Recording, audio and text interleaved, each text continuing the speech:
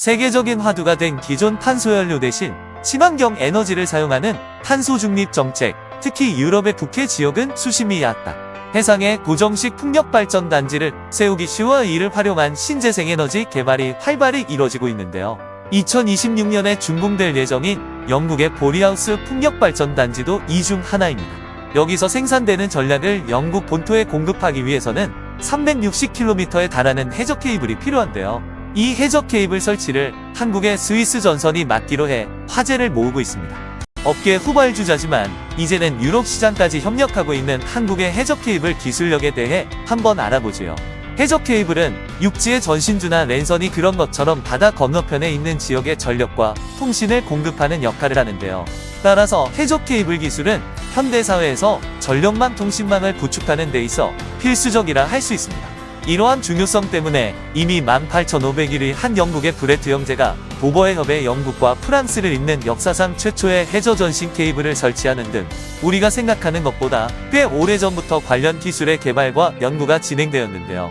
1858년 북미와 유럽을 연결하는 대서양 해저 전신 케이블 설치가 시도돼 18만 66년 성금함으로써 정보등 통신을 위한 해저 케이블 기술은 19세기 중반부터 대양을 통과할 수 있는 수준에 달했습니다. 우리나라에도 18만 84년 부산과 나가사키를 잇는 부산 구설에 짜 전선이 설치돼 이때부터 해저 케이블이 들어오기 시작했지요. 의외로 역사가 오래된 기술이지만 당시에는 현재와 달리 아직 전력송 전용으로 쓰이지는 못했고 전신용에 그쳤는데요.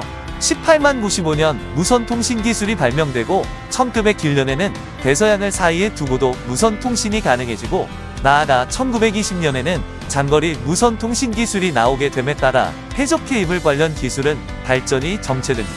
하지만 2차 세계대전을 거치면서 통신 수요가 급증해 무선 통신만으로는 감당할 수 없게 되자 해저 케이블 기술이 다시 부상하게 되었는데요. 1989년 태평양 횡단 해저 광 케이블망이 개통된 이후 해저 케이블은 세계 인터넷 통신망의 핵심 축으로 자리 잡게 됩니다. 현대에 와서 해저 케이블의 중요성이 더욱 커진 것은 전력 송전도 담당하게 되어서인데요. 도서 지역도 자체 발전소가 없더라도 내륙과 같은 전력을 공급받을 수 있게 되기에 해저 케이블은 국토 균형 발전 측면에서 매우 중요한 역할을 맡게 되었습니다. 우리나라에는 1979년 일본 업체에 의해 도서 지역을 연결하는 전력 송전용 해저 케이블이 처음 설치되었는데요. 이후 해저 케이블은 우리나라 도서 지역의 생활환경 개선에 큰 공헌을 하게 됩니다. 이처럼 해저 케이블은 오래전부터 통신과 전력 공급에 있어 매우 중요한 역할을 하고 있지만 관련 기술을 제대로 다룰 수 있는 나라는 의외로 많지 않은데요.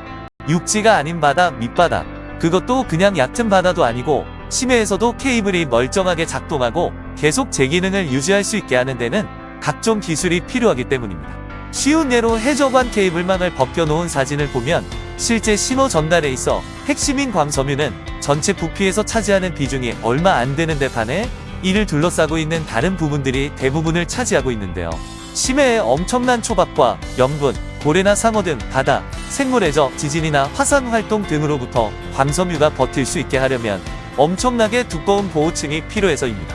이 보호층을 어떻게 얼마나 튼튼하게 만들 수 있냐가 해저 케이블 기술의 핵심이라 할 수 있지요. 해저 케이블 개발에 있어 필수 조건들을 정리하면 다음과 같습니다. 우선은 수압을 견딜 수 있는 내압력 못해도 수심 700만 200m 지점에서의 수압에도 10분 이상은 버틸 수 있어야 하는데요. 태평양의 평균 수심이 4200m에 육박한다는 점을 생각하면 앞서 말한 조건에서도 버틸 수 있는 수준은 되어야 해저 케이블로서 역할을 다할 수 있습니다. 다음은 어느 수준까지 끊어지지 않고 버틸 수 있는지를 나타내는 임진강도 수심 5400m에서 중계기와 같이 인양할 때에도 10분 이상은 버텨야 하는데요. 해저 케이블로 전달되는 신호는 멀리 가면 갈수록 처음보다 약해지게 이를 중간에 살리기 위한 중계기도 중간에 같이 설치하므로 중계기의 무게도 버틸 수 있는 수준은 되어야 합니다. 케이블 설치 과정에서 충분히 나타낼 수 있는 굴곡이나 꼬임 등에도 끊어지거나 망가지지 않는 내굴곡성과 내구임성도 필수고요. 마지막으로 너무나 당연한 말이지만 케이블 자체의 내구성도 아주 중요합니다.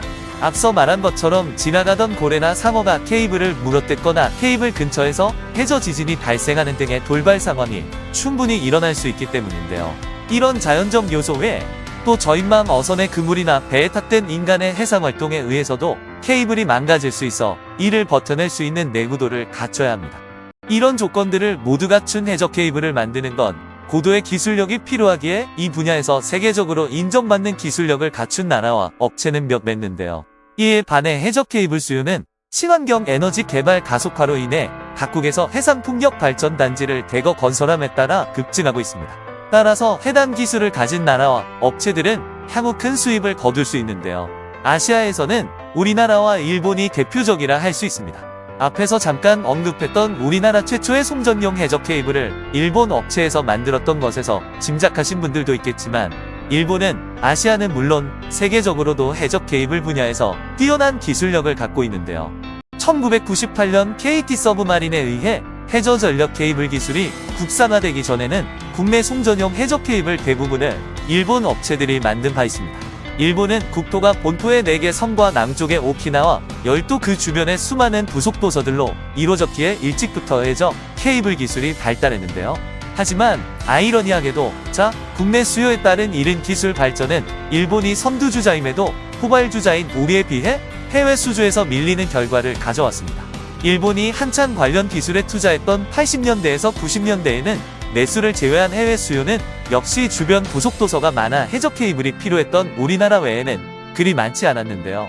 이에 일본의 관련 업체들은 당시에는 아직 수요가 적었던 해저 케이블 사업 비중을 내수에 대응할 수 있는 수준만 남기고 축소했고, 이로 인해 21세기 들어 급증하기 시작한 해외 수요에 적극적으로 대응할 수 없었습니다.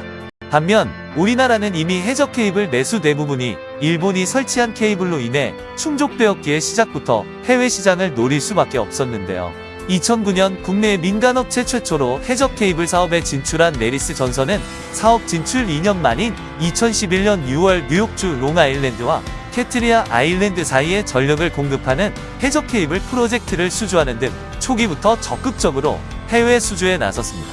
그 뒤 싱가포르와 대만, 네덜란드, 바레인 등 각국의 해저 케이블 사업 수주를 도맡으며 세계에서 단 5개 회사만이 가능한 초고가 표적 케이블 제작 기술을 자랑했는데요. 그 기술력을 눈여겨본 스웨덴의 국영전력회사 바텐팔이 초대형 프로젝트를 에이스전선에 맡기게 됩니다. 다름 아닌 서두에 언급했던 보레아스의 생풍력 간지 해저 케이블 사업인데요. 영국 노퍽 해안에서 47km 떨어진 해상에 설치되는 이 풍력 단지는 완공 시 원전의 나이에 해당하는 1.3기가와트의 전력을 생산해 400만 가구의 에너지를 공급하게 됩니다. 이 에너지를 안정적으로 육지까지 전달하기 위해서는 서울 부산 간 직선 거리인 325km보다도 더 긴 360km에 달하는 해저 케이블이 필요한데요. 이 해저 케이블 사업을 에리스전선이 수주한 겁니다. 이 사업에서 에리스전선이 설치하게 되는 케이블은 320kV 초고압 직류 송전이 가능한 각격 폴리에틸렌 케이블인데요. XLP 케이블은 개발에 성공한 업체가 아직 소수지만 기존 케이블에 비해 소설과 접속이 쉽고 유지와 보수도 용이해 업계의 각광을 받고 있습니다. 이 또한 엘릭스 전선의 기술력이 세계적으로도 수준급임을 말해주지요. 영국이 2030년 신재생에너지 비중을 60% 이상으로 설정하는 등 주요 국가들이 신재생에너지 비중을 점점 늘려가는 추세라 비슷한 유형의 사업 수주가 늘 것으로 전망되고 있는데요. 이에 대응하기 위해 엘릭스 전선은 해저 전력 케이블 기술을 국산화하는 등 해저 케이블 시공 노하우를 갖추고 있는 KT 서브마린의 지분 16%를 취득했고, 내년에는 콜옥션도 행사의 최대 주주에 오를 계획입니다. LS 전선이 KT 서브마린을 차지하려고 하는 건 친환경 에너지 개발 외에도 현재 가열되고 있는 미중 갈등으로 수요가 더더욱 늘어날 수 있어서인데요. 미중 갈등이 격화되면서 최근 부상하기 시작한 중국 업체들의 북미 해저 케이블 시장 진출이 막힌 건 물론 대만을 둘러싼 긴장도 고조되고 있어 유럽 업체들의 진출도 둔화되고 있어 그로 인한 공백의 S전선이 차지할 수 있기 때문입니다. 특히 대만의 경우 정부 주도로 대규모 해상풍력 발전 프로젝트를 대거 진행 중이라 향후 하나로 일주가 넘는 해저 케이블 공사를 추가 입찰할 것으로 전망되고 있는데요. 유럽 업체들은 양안 갈등 격화를 우려해 참가를 주저하고 있는 데다 에이스전선은 이미 대만에서 해저 케이블 사업을 수주한 바 있어 사실상 무혈 입성이 가능한 상황입니다.